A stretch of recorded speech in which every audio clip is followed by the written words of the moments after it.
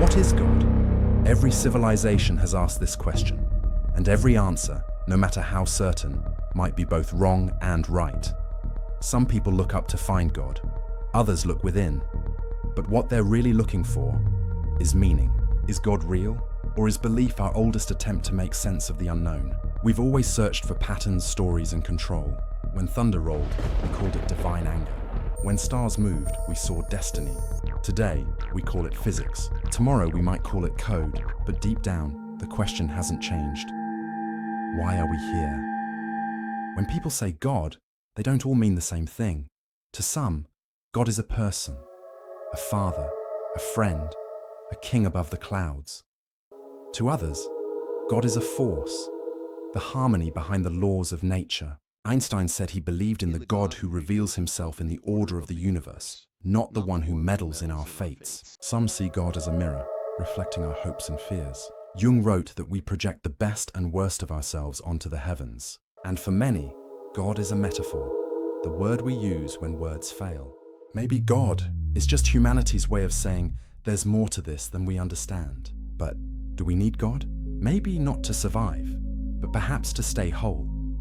For some, God is oxygen for the soul. For others, it's enough to breathe the air of truth. When old beliefs fade, we don't stop needing meaning. We just plant it in new soil, in science, love, music, or mindfulness.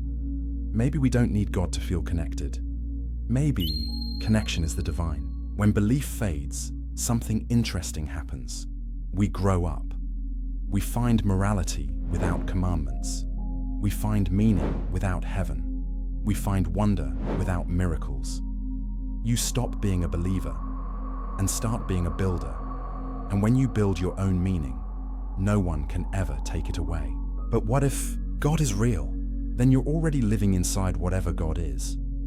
Belief doesn't create or erase God. Truth doesn't need your permission.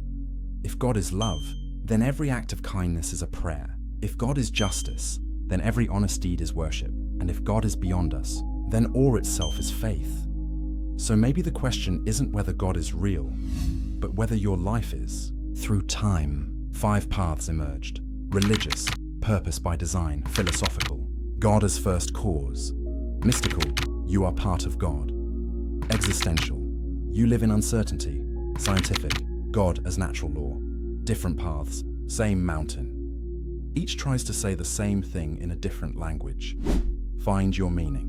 Maybe the truth isn't about proving or disproving God. Maybe it's about living with wonder, keeping our eyes open to mystery. Now it's your turn to define meaning. Because in the end, whether you believe in God or not, you still have to decide what you believe in. Take a look at this debate to find out more.